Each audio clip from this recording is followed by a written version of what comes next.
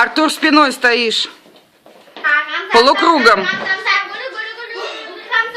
Я не понимаю, что я говорю, но точно знаю, что я люблю. Стоп!